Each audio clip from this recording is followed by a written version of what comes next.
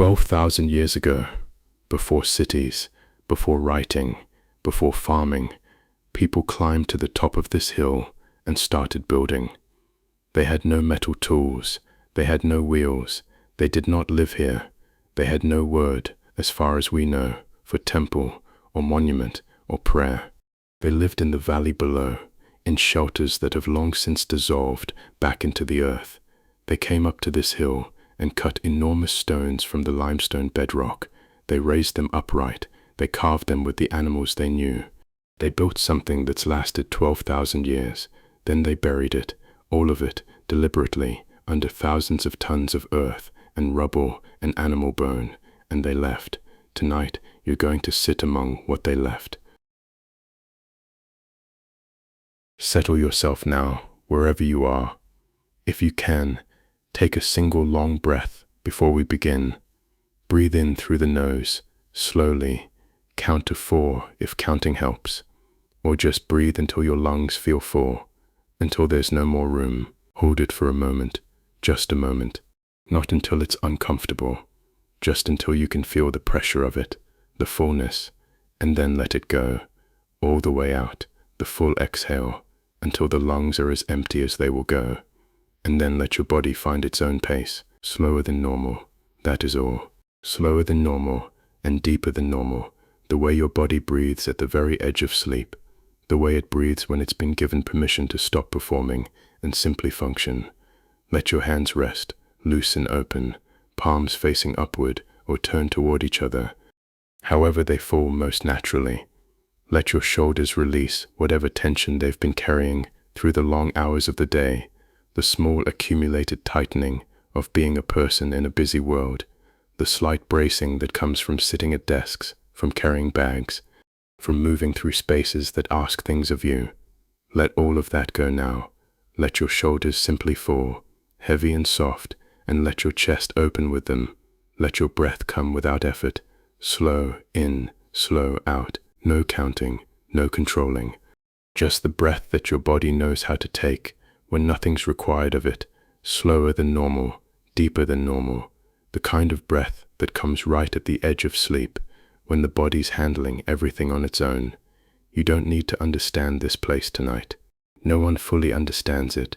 The people who built it have been gone for longer than civilization has existed.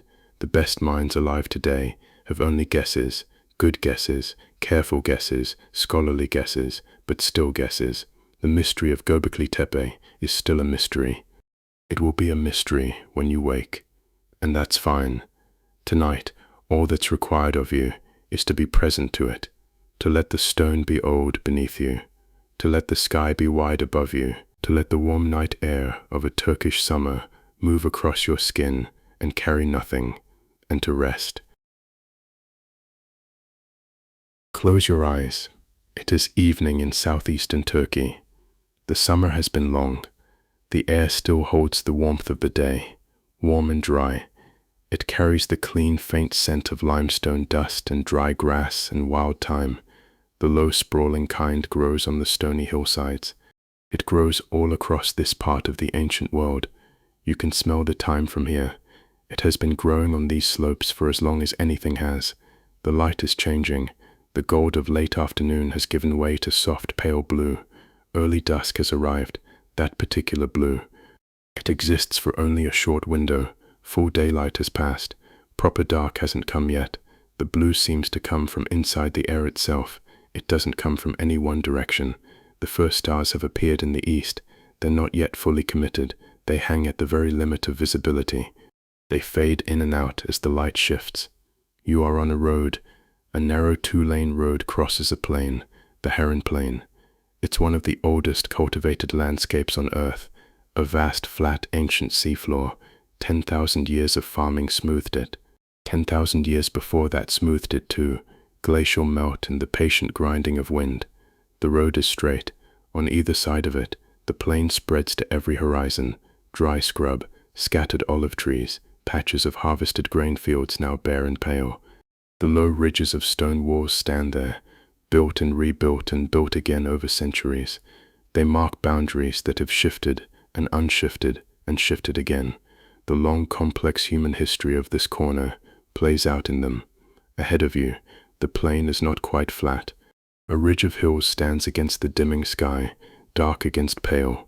On top of one of those hills, on the highest point of the ridge, the most exposed and visible point for hundreds of kilometers in any direction, something is darker than the hill itself, a low silhouette, an arrangement, a place that someone chose a very long time ago, for reasons that we are still trying to reconstruct. You drive toward it. The plain moves past you on both sides. The ridge grows in the windshield. The dark shape on the hilltop becomes slightly more defined. Every kilometer brings it closer into focus. You feel it before you see it clearly. A slowing in your chest, a settling, something in the body that predates language. That older animal part of the mind responds first. It responds to the presence of a significant place. The thinking mind hasn't caught up yet. It is not fear. It is not excitement exactly. It is more like recognition, the way you sometimes recognize a person before you can say why. The road is empty, no other cars coming or going. The site is remote enough. Even at the height of the tourist season, you can find hours alone.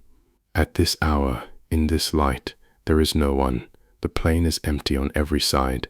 The scrub rushes past. The olive trees rush past. A single concrete farmhouse, set back from the road, with one lit window rushes past. Then there is only the plain again, the ridge ahead, the first proper stars of the evening overhead. You wind down the window. The air that comes in is warm and dry. You expected this. It carries the smell of the plain, the specific scent of a late summer agricultural plain in this part of the world, all dry soil and harvested grain, and the ghost of irrigation water long since evaporated. But there is something else underneath it, something older and less agricultural. The smell of the limestone hills, the smell of rock that has been here since before there was agriculture, to smell instead. It is a clean smell, not a wild smell, not an animal smell, just the smell of old stone in warm air, the smell of the hill you're driving toward, the smell that was here before anyone smelled it. It will be here after everyone who has smelled it is gone. You breathe it in, and you breathe it out, and you keep driving. The road begins to climb. The plain falls away behind you. You park at the bottom of the access road. You walk the rest of the way up. The path rises steeply through a narrow cut in the hillside, gravel underfoot, loose limestone pebbles that roll and settle under your weight.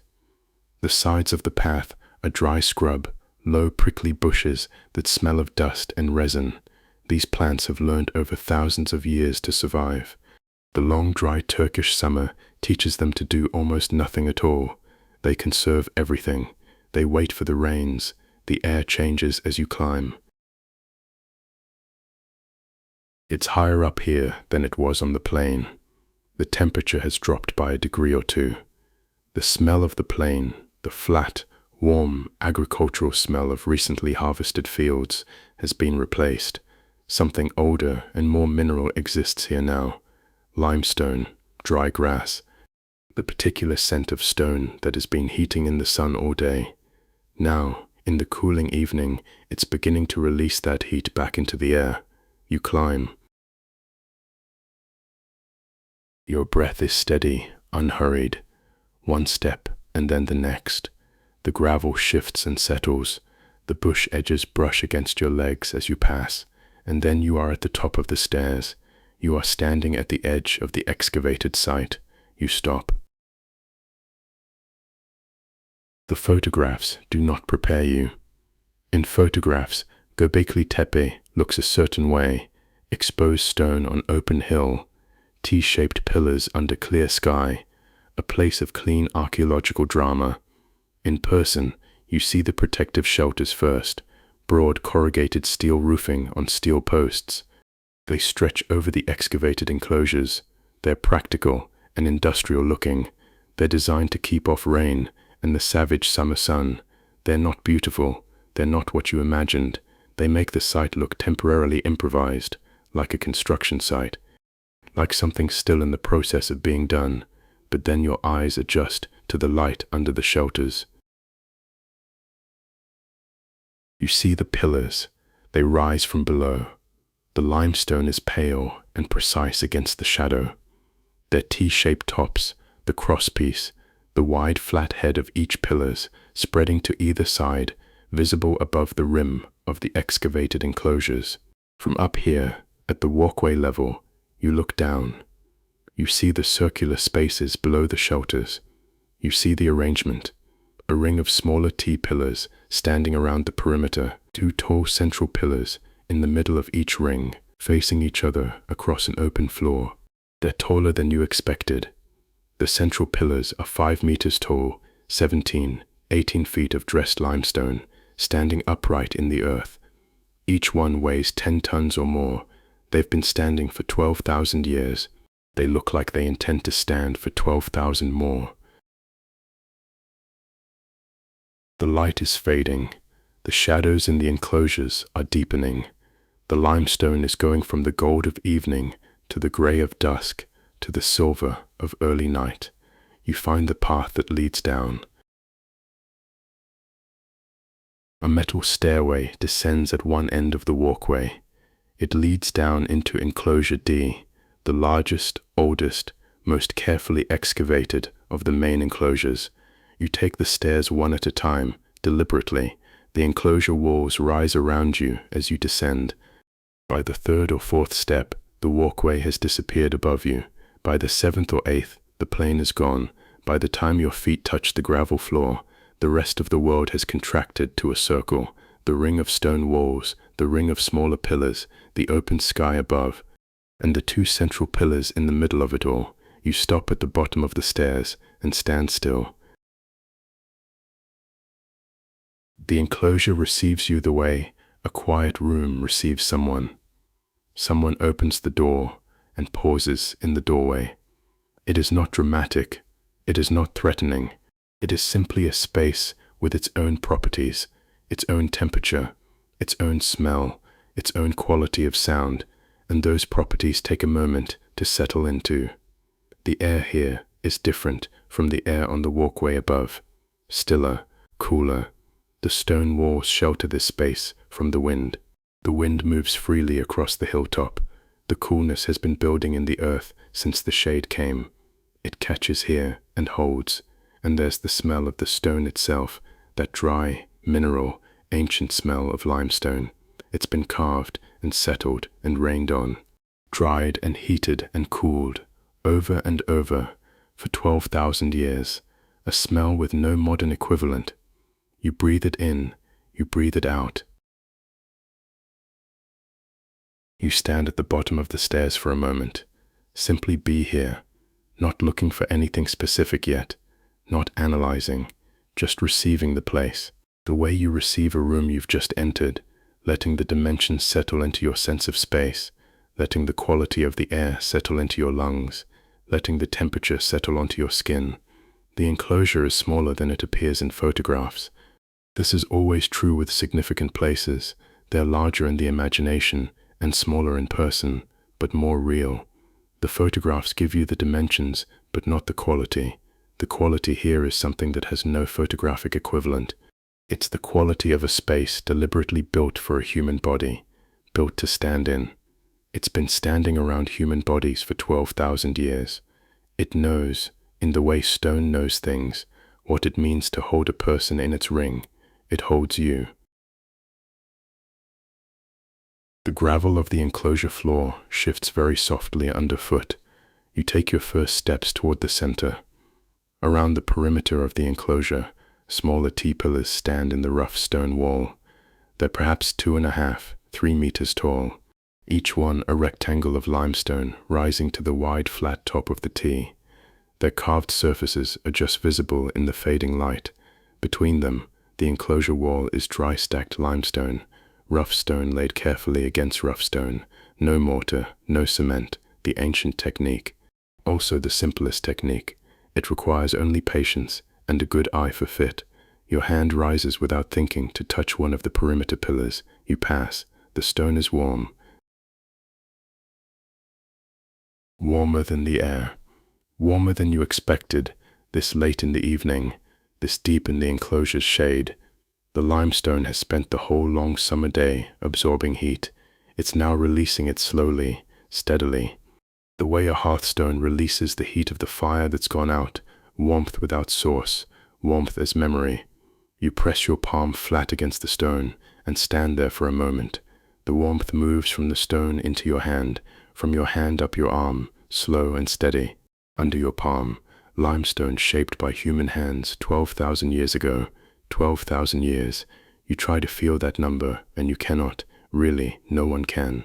The number is too large to feel, but you can feel the warmth of the stone, and the warmth of the stone is real. The central pillars are in front of you, 2 of them.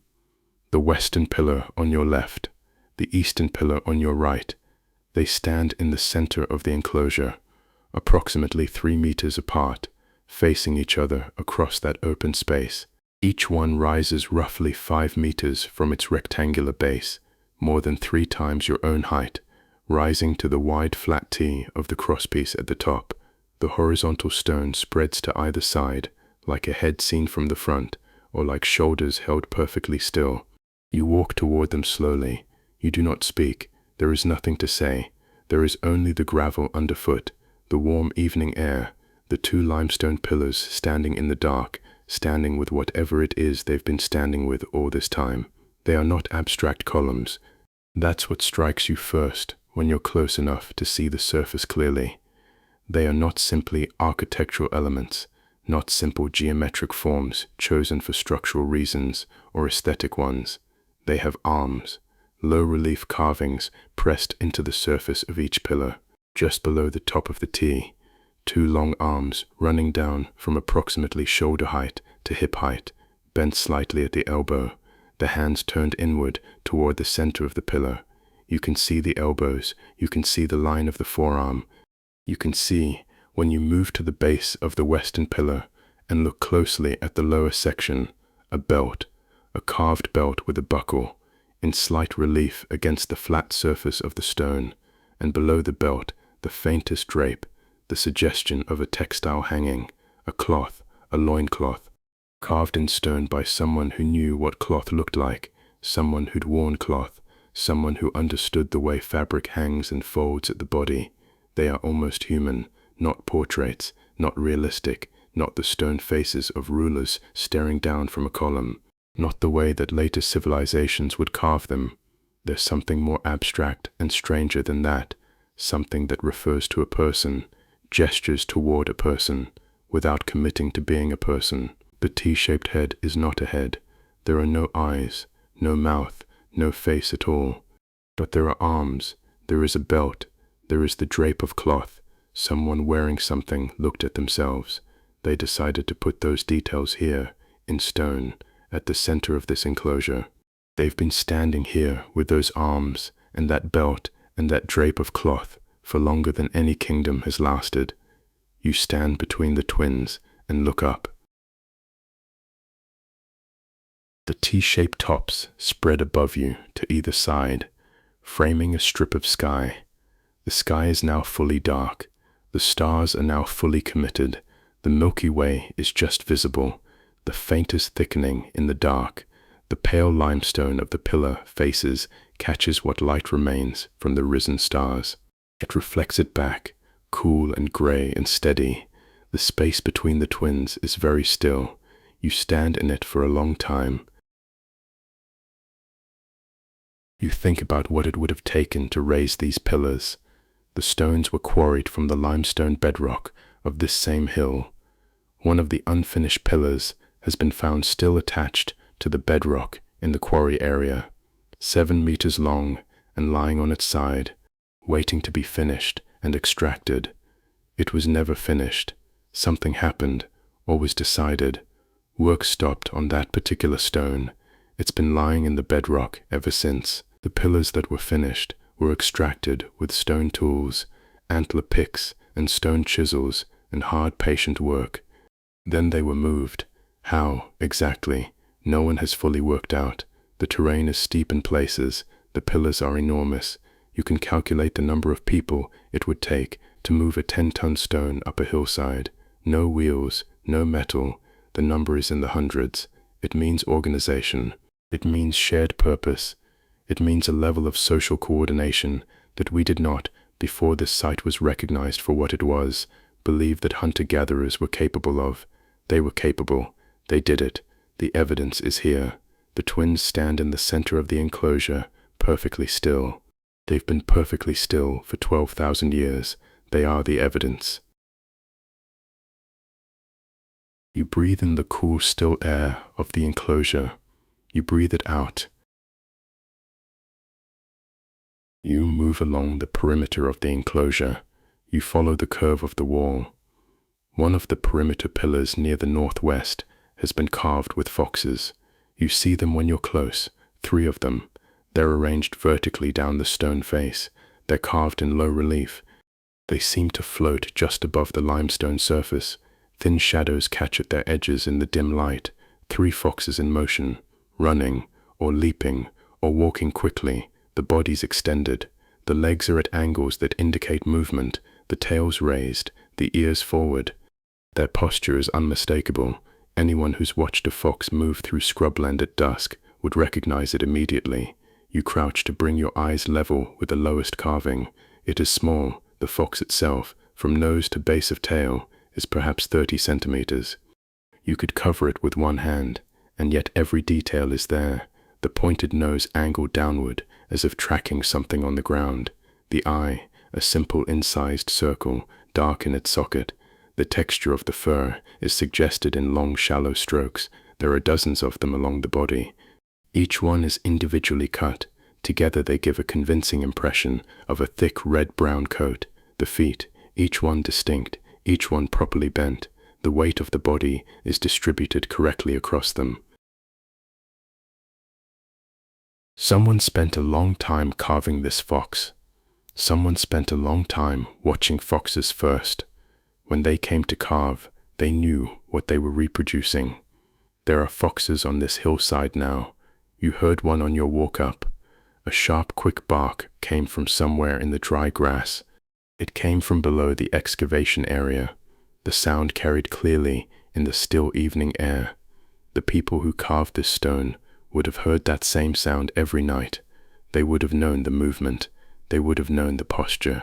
They would have known the weight distribution of a fox. They would have known it the way you know things you've observed your whole life. You don't consciously decide to observe them. They drew what they knew.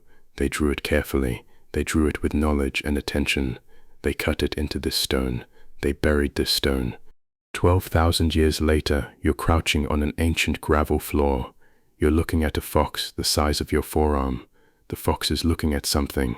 That something hasn't existed for 12,000 years. Neither of you knows what it was. That is not sad. It is something else. Something that takes a moment to name. Then you decide not to name it. You stand up. You move on. On the next pillar, a snake. Not in low relief. Carved deeply, the body pressed into stone. It's cut in a channel, a long sinuous line. It runs from near the top down to the base. The channel is wide, perhaps 3 centimeters, deep. The edges are clean. Someone worked at this for a long time. They cut through hard limestone with stone tools and patience. They followed a line. It existed in their mind first. Then it existed in stone. The snake's body winds slowly down the pillar. It curves in a long S shape. It's thick-bodied, not a thin grass snake. Something more substantial, more weighted. The head is at the top, flattened, slightly wider than the body. The way a snake's head is wider than its neck. The tail is at the bottom, pointed, tapering to nothing at the pillar's base. You trace it with your fingertip, following the carved channel, from top to bottom. The stone is cool where the channel is deep, cooler than the flat surface. The channel is shadowed, even in the afternoon heat. Your fingertip moves slowly along the snake's length, the head, the neck, the first curve of the body, the long middle section where the weight would rest if the snake were coiled, the thinning toward the tail. What did the snake mean? carved here, on this pillar, in this specific place. No one knows. In every culture on Earth, throughout all recorded history, the snake means something. No human culture has a completely neutral relationship with snakes. They're too old, too present, too strange, the way they move without legs, the way they shed their skin and emerge new, the way they live in the earth and come up from it. Whatever the snake means here, it meant something. It was not decorative. Nothing at this site was merely decorative. The carved channel catches faint ambient light. It throws a thin shadow along one edge. In the shadow, the snake looks almost alive, almost ascending. You step back. You look at the whole pillar in the dark, the belt and the arms at the top, the snake below winding through the space. Between the T-head and the base, something wearing a belt with a snake. You hold that image for a moment. Then you release it. You move on. Between the serpent pillar and the eastern end, there's one more perimeter stone. You stop at it. Cranes. The carving here is different from the foxes, not low relief of a single animal. Instead, a densely populated panel, several long-legged birds arranged across the stone. They're in a scene that suggests motion, suggests migration, suggests the coordinated movement that cranes actually make, the way they travel in loose formations, across long distances, their necklines extended, their legs trailing behind. There are cranes at this site still. They come through on their migration routes.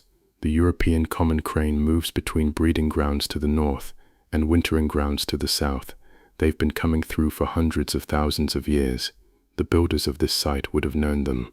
The lifting V formations crossing the autumn sky, the loud bugling calls carrying across the plain, the sight of something large and purposeful, moving through the air above the hilltop, on its way to somewhere else. The crane is a liminal bird. In many traditions, across many cultures, the crane is associated with transition, with passage, with the movement between states of being, with the journeys that cannot be completed in a single day. Here on this pillar, the carved cranes are mid-flight, forever crossing from one edge of the stone to the other, their long legs stretched behind them, their long necks pointing forward, going somewhere they will never quite arrive. You look at them for a moment. Then you move on. At the eastern end of the enclosure, beyond the central pillars, there is one more stone, Pillar 43. You come to it from the side, then you step around to face it. You stop. It is different from the others. Not different in material, the same pale limestone, the same T-shape, the same ancient patient stone, but different in what has been carved on it. Pillar 43 has a scene. Across the upper face of the pillar, taking up most of its surface, a vulture. Its wings are spread wide, fully extended in high relief. The feathers are individually carved. Each one is distinct. Each quill is visible. The whole wingspan is rendered with extraordinary care and precision. The vulture's body is positioned so that its wings frame the upper portion of the stone. The outstretched tips nearly reach the edges. On one of the spread wings, the right one, the upper one, the vulture holds something, a disc, a sphere, a round object. The bird carries it above its body, elevated, offered, balanced there, with a precision that seems intentional, not accidental, not simply a stone protrusion that the carver incorporated. Below the vulture, a headless human figure, horizontal, on its back. The arms slightly extended to either side, the legs together. The body is complete from neck to feet, but where the head would be, there is nothing. It is not broken off, not eroded, not lost to 12,000 years of time. The stone is intact there. The head was never carved. The carver made a choice, not to carve a head. Below the human figure, a scorpion. 3 carved elements. A vulture with a disc, a headless human, a scorpion. You stand in front of pillar 43 for a long time. You stand in front of it and you try to understand it. You find that you can feel the edges of understanding without reaching them. Something happened in the mind of whoever designed this carving, some combination of observation and belief and story and meaning came together. This is what it produced: a vulture, a headless person, a scorpion. This was not random. The deliberateness is visible in every carefully cut line. This is the oldest possible narrative scene, the oldest image, as far as we know, that tells a story with a beginning, a middle, and an end. And we do not know the story. We do not know if the headless figure is dead. We do not know what the disc represents. We do not know if the vulture is a spirit or a god, or simply a vulture. We do not know what the scorpion means in this context, not at this time, not to these people. We do not know if this was myth, or history, or symbol, or all three, or something for which we have no word. We only began inventing words long after this stone was buried. The stone does not explain itself. It offers you its three carved elements. It waits with the patience of 12,000-year-old stone, which is to say, it waits without any urgency at all. You can look for as long as you want. It will still be there when you are done looking. It will tell you exactly what it has always told everyone who has stood here. This is what we made, and the rest is yours to carry. You find a place to sit in the enclosure, not against the carved pillars. You choose a section between two smaller T-pillars. The rough stacked limestone offers a surface wide enough to lean against. The floor is wide enough to sit on. You lower yourself down to the ancient gravel. You put your back against the wall. Your legs stretch out in front of you. You look out at the enclosure from this lower angle. From down here, the central pillars are even taller. The T-shaped tops are silhouettes against the sky. The sky is now fully committed to being night. It's fully dark, except for the stars. It's the sky it's been since before these pillars were raised. It'll remain long after they're gone. The Milky Way is visible above the gap. It's a pale diagonal smear of light crossing the dark. It's the gathered light of billions of stars. They're too distant to resolve individually. You can see it because the sky here is dark enough. It's always been dark enough on this treeless hill above the plain. The gravel under you is cool and fine and dry. You press the palms of your hands flat against it. This gravel is ancient. The upper layers were placed here by archaeologists. They sifted it, recorded it, replaced it. But deeper layers were placed here by the builders. Some of the gravel under your hands was laid down by the same people. They carved the foxes and the snake and pillar 43. They raised the central pillars. They dressed the stone and set it upright. Then, at some point that no one has dated precisely, they decided to fill everything back in. The same hands, not the same individual people. 12,000 years is too long, far too long. Hundreds of generations too long. But the same lineage of people, the same hilltop community, or its descendants. They buried what their ancestors built. They did it carefully, with attention, layer by layer, and then they stopped coming. What was it like, that last day? Did they know it was the last day? Did someone make a decision? This is the last season. We will fill it in this autumn and not come back. Or did it happen gradually? The visits became less frequent. The feasts were smaller and less frequent. Until one year, nobody came at all.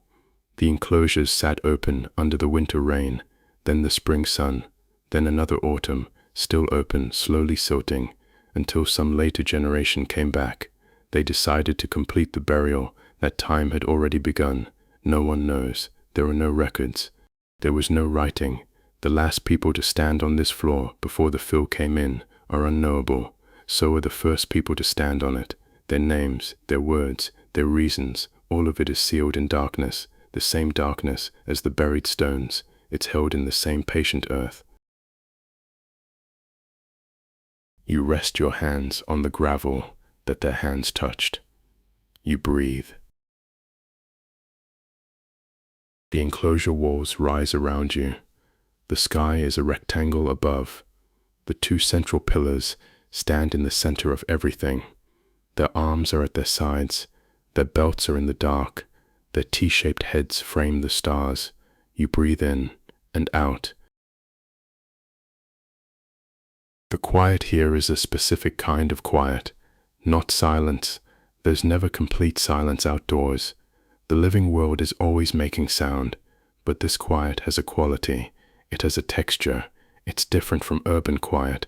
It's different from suburban quiet. It's different from countryside quiet, the kind that still has traffic somewhere, the kind that still has a light in someone's window. This is the quiet of a hilltop. It's always been above the noise. It was above the noise when there was less of it. It was above the noise when the noise was only wind and animal sounds. The noise was only a person calling across a valley. Even now, it's still above most of what the modern world has added. The wind moves across the hilltop. You can hear it above the enclosure walls. It passes overhead, a slow, low sound. It comes and goes in pulses, not gusty, but steady. This is the way wind moves when it comes from one direction. It's come a long distance before reaching you. The southeastern Turkish summer wind, the same wind that cooled these builders. The same wind in the heat of the day, the same dry warmth at its edge, the same sound of air moving fast across dry stone. Below the wind, crickets. They're everywhere in the hillside grass, below the excavation. Thousands of them, tens of thousands. A continuous shimmering sound. It rises and falls with the wind, but it never stops. You stop noticing it after a few minutes. The way you stop noticing a refrigerator hum. It becomes part of the baseline. It becomes part of what quiet is here on this specific night. And then, far below, very far, multiple kilometers away, a dog barks once, twice, and is silent. That is the only other sound. You breathe. In and out. In and out. The wind. The crickets. Your own breath. Slow and steady. Moving in and out of you with ease. A thing that happens on its own. That needs no managing. The enclosure holds the quiet well. The stone walls buffer the wind. The depth of the excavation, 2 meters below the surrounding terrain, creates a small bowl of stillness. You're below the noise. You're in the bottom of a stone circle. It was built 12,000 years ago. The reasons for building it may well have included this. The quality of the quiet here. There's a theory, and it's only a theory, but it's a considered one. Many serious researchers find it compelling that Göbekli Tepe was a place of feasting. The animal bones found in the fill suggest this. Thousands and thousands of bones, aurochs and gazelle and wild boar. They were packed in when the enclosures were buried. Large animals were brought here. They were consumed here, not as everyday meals, as communal feasts perhaps, annual or seasonal. They drew people from the wider region, from the plain, from the river valleys, from the hills on the other side. They came here to this specific hill, to these specific enclosures. They brought animals, they killed them, they cooked them, they ate together, within these stone rings, beneath these carved pillars. If that is true, then this enclosure was once loud, this quiet enclosure. It was once full of fire and smoke, full of voices, the sounds of large animals being processed, the sound of many people doing many things. The quiet of the present is not the original condition. The original condition was something more alive, something more communal, at least sometimes. And then they buried all of it, the bones and the tools, the fire ash, the accumulated evidence of all those gathered people. They packed it in, they sealed it under, they made it quiet. You are the quiet that they left. The gravel under you is cold. The stars above you are very bright. Your breath is slow.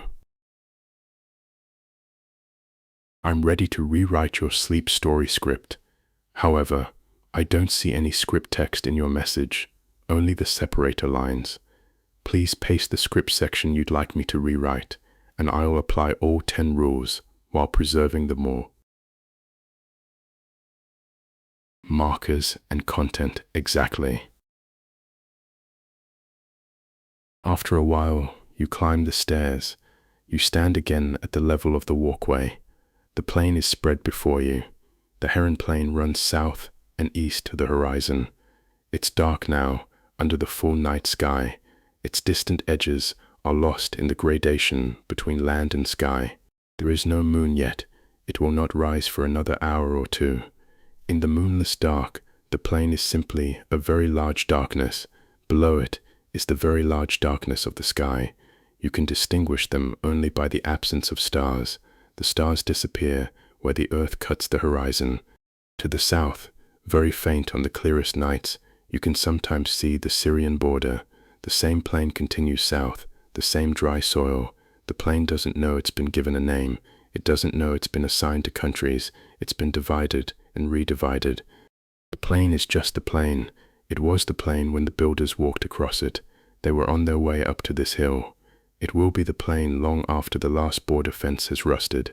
It will be plain long after the fence has been removed. To the southeast, about 60 kilometers away, is the city of Şanlıurfa. It's ancient Urfa, one of the oldest continuously inhabited cities on Earth. In the city there's a museum. The museum holds some of the carved stones from this site. In the museum there's a life-size statue of a human figure. It was found at Göbekli Tepe, the Urfa man. He's the oldest known life-size sculpture of a person in the world.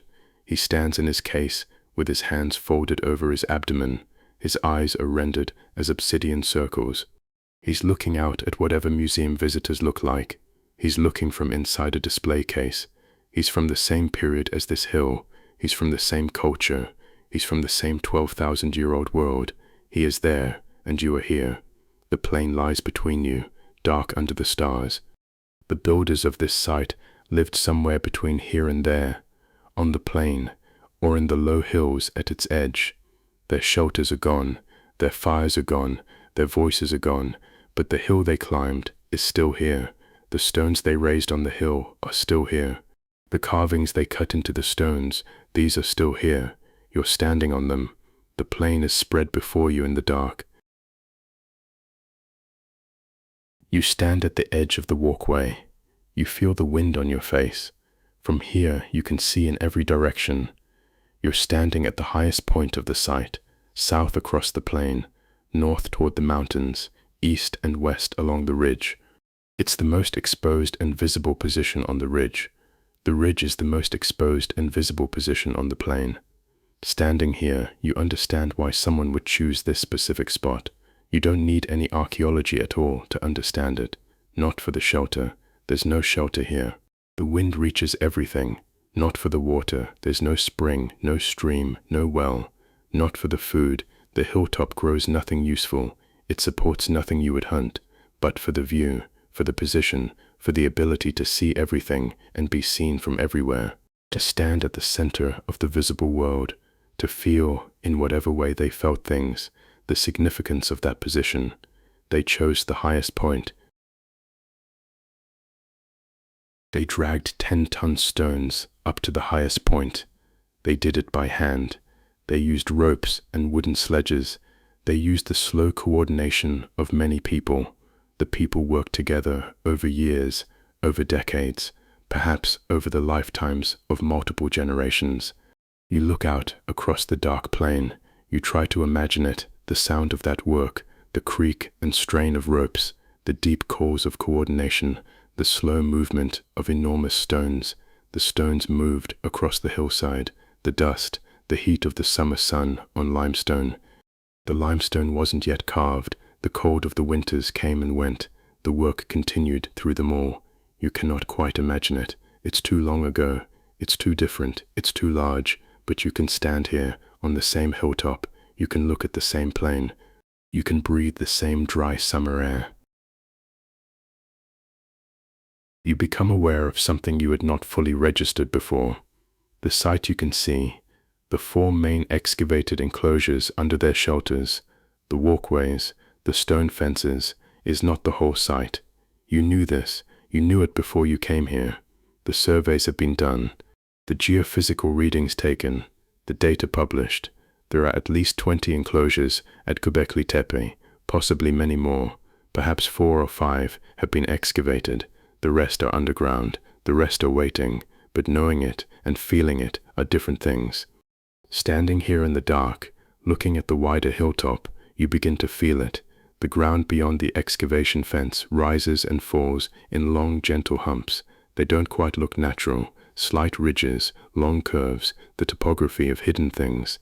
Under that ordinary ground, some 3 meters down, in the dark since 8000 BCE, limestone pillars are standing. Foxes and serpents and birds and other things are carved into them.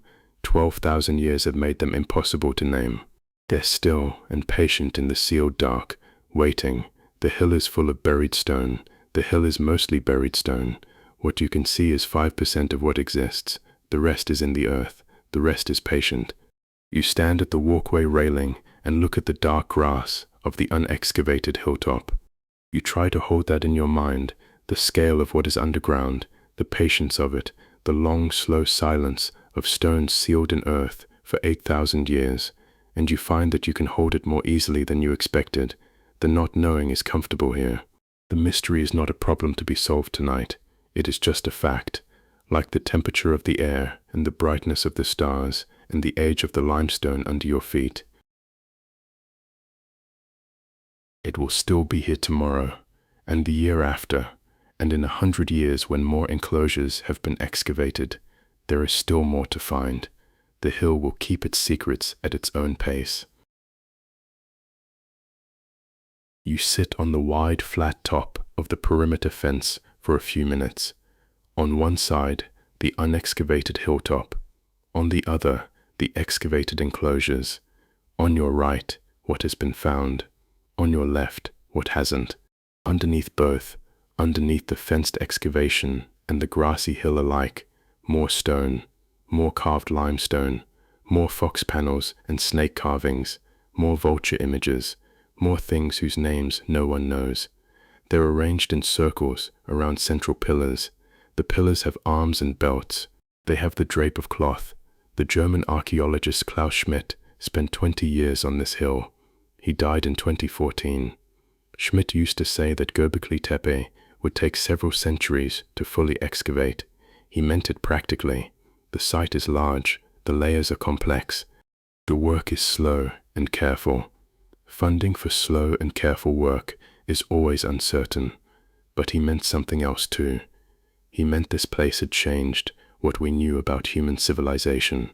It had reversed the sequence we understood. We used to think settlement first, then agriculture, then surplus, then leisure, then religion, then monumental building. That was the standard story. Göbekli Tepe is evidence the story was wrong. Here, monumental building first, before settlement, before agriculture, before the surplus we thought was necessary. The temple came before the city. The sacred came before the practical. Whatever drove these people to climb this hill, to cut this stone, to carve these animals, it wasn't surplus or leisure. It wasn't the accidental product of a civilization. It was something more fundamental, something they prioritized above shelter and food, something worth organizing hundreds of people around, something worth the extraordinary effort of raising 10-ton stones on a hilltop. There were no roads. There was no metal. We do not know what that something was. The night is very clear. The stars are very bright. The unexcavated hill beside you holds its carvings in the dark. It offers no comment. You let the question go. You go back down into the enclosure one more time. Enclosure D is perfectly still in the deep of the night. The crickets are a little quieter now. It's past the midpoint of the evening. You're moving toward the deeper hours. Even the crickets slow toward midnight. The wind above the enclosure walls has dropped slightly, or maybe you simply notice it less. The stars have moved. The Milky Way has shifted slightly. The Earth carries everything slowly around its axis. It's done this every night since there was a night to have. You walk to the center of the enclosure. You move to the space between the central pillars. You stand between the twins. The western pillar is on your left. The eastern pillar is on your right. 3 meters between them. You are in that 3 meters. Above you, the T-shaped heads frame a narrow strip of sky. In that strip of sky, the stars are the stars that the builders saw. Not precisely the same stars. The precession of the Earth's axis has shifted the sky over 12,000 years. The slow wobble of the Earth cycles through its 26,000-year period. It moves the pole stars. It moves the equinox points. It shifts every constellation incrementally, but they're the same stars. The same hydrogen burns in the same nuclear furnaces. Those furnaces have been burning since long before this hill had a name, or a people, or a purpose. You look up at the strip of sky between the T-shaped heads. The Milky Way crosses it. The same Milky Way, a little shifted, a little repositioned by precession, but the same smear of light, the same billions of distant suns, the same pale diagonal scar across the dark. These builders looked up at it when they were done with the day's work. The stars came out. The plain below them went dark. They sat in the enclosure they were building. They looked up at the sky. Whatever they thought when they looked up at it, whatever story they told themselves, whatever meaning they gave it, they looked at it the way you are looking at it now. That is what you have in common with them, the sky and the stone and the stillness. You find the place you are going to sleep. The base of the western central pillar has a wide flat step. It's limestone, a rectangular foundation stone, broad enough to sit on, broad enough to lie against. You lower yourself down to it. You put your back against the carved face of the pillar itself, the smooth dressed limestone. The surface was cut and finished 12,000 years ago. The surface where the arm and the belt and the faint drape of cloth are carved in low relief. They're just above where your head rests. The stone is still warm, barely, now, the last trace of the day's heat, stored deep in the limestone, the faintest residual warmth, like the warmth of a person's handprint left on a cold surface, but it is there, under your back, through the fabric of your clothes. You can feel the stone releasing its last heat to you, slowly and steadily, the way only stone releases heat. You lean your head back against the face of the pillar. Above you, the T-shaped top of the western central pillar spreads wide. Above the pillar, the sky is fully open. The shelter roof ends here. The night sky is unobstructed. The stars are the stars. The Milky Way is the Milky Way. There's nothing between you and 12,000 years of night sky, except the air. The twins stand in the enclosure. The perimeter pillars stand around them. The foxes on their stone are still mid-run. They're catching something that has not existed for 12,000 years, not slowing. The snake is winding, always winding, from top to base.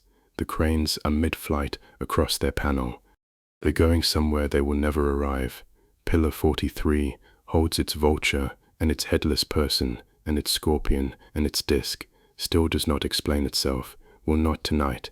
In the ground around the excavated area, the buried enclosures hold their carved stones in the dark. Their foxes are also mid-run. Their snakes are also winding. Their carvings have been in the sealed dark for 8,000 years. They'll be in the sealed dark for years yet, decades yet. The patient, slow work of careful excavation takes its own time. It reveals things when it's ready to reveal them.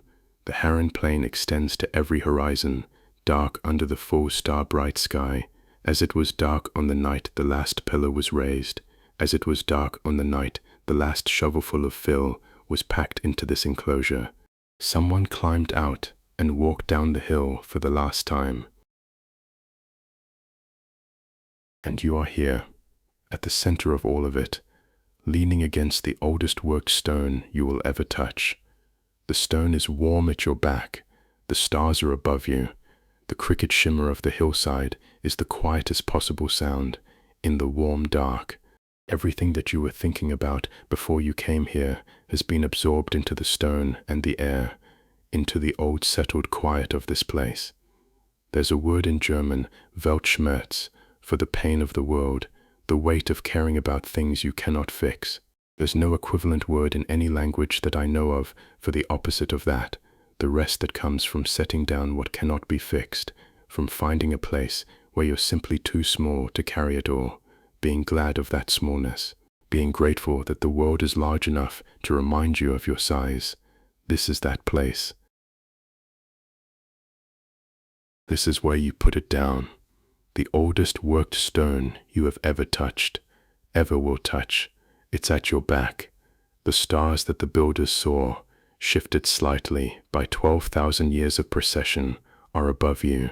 They're the same stars in all the ways that matter. The hill is patient. The hill has always been patient.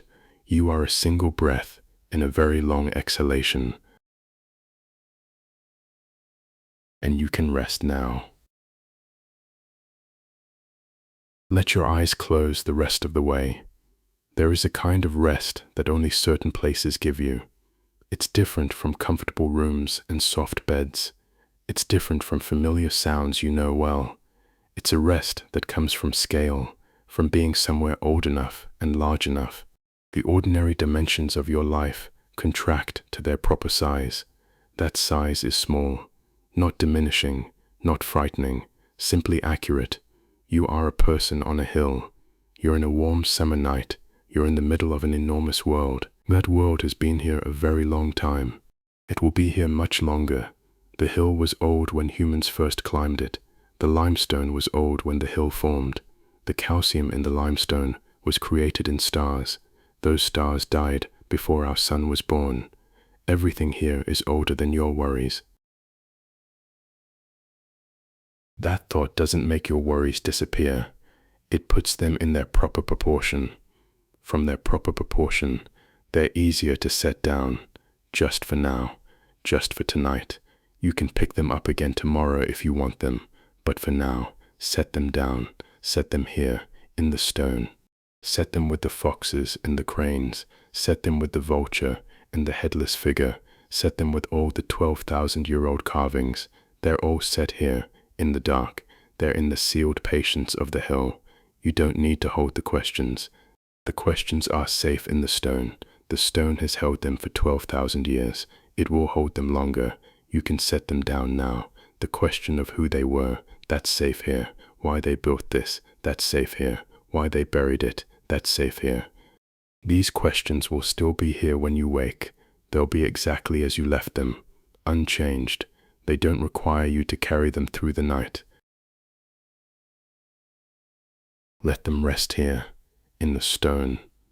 Let your breath slow. The warmth at your back is very faint now. It's just the trace of warmth. It's the memory of warmth. Your own body's heat mingles with it. The distinction between your warmth and the stone's warmth is becoming less clear. That is fine. You are not anywhere but here. You are not any time but now. The oldest standing stone you've ever touched. The same stars, the same warm Turkish air, dry and clean. It carries the faint scent of limestone and time. The same dark that these builders sat in 12,000 years ago. When the work was done for the day, when the stars came out, when the plain went dark below, the stone enclosures held their carved animals in the quiet. The enclosure is very still. The Milky Way has moved while you've been resting here, the slow turning of the earth carrying the sky in its long arc overhead, the same arc it's been completing every night for 4.5 billion years, the same arc that carried this Milky Way over this hill 12,000 years ago. It carried it over the heads of people who are now completely gone. They left behind only these stones. They left the carved lines on them. They left the questions those lines raise. The cricket shimmer has quieted almost to nothing. The wind above the enclosure walls has gone still. The only sound is your own breathing. It's very faint. After a while, you stop noticing it too. The limestone is cool now. The last heat is gone, or you've stopped feeling it. Either way, it comes to the same thing. The stone is just stone. The stone is very old. You're leaning against it. The stars are above you. Everything is the way it is. In the buried enclosures under the hillside, the carved stones wait in the dark. They've been waiting for 8,000 years. They're very good at waiting. They will wait 8,000 more, or more than that. Patient beyond any human patience. Patient in the specific way that stone is patient, without any patience required, without any effort, simply present to each moment as it comes and goes. Each century as it comes and goes. Each change of sky and air. The presence or absence of people on the hilltop. They were here before you. They will be here after. You're a night in the middle of 12,000 years of nights on this hill, and you're sleeping. Sleep. Let the stone hold you. Let the dark hold you. Let the stars continue their long, patient arc over the T-shaped heads of the central pillars while you rest. The foxes are running. The snake is winding. The vulture holds its wings open over everything. And you're here, in the oldest enclosure, leaning against the oldest worked stone. You're warm. You're safe. There's nothing you need to understand. There's nothing you need to do. Sleep now. The hill is patient. The hill has always been patient. The hill will be patient a little longer.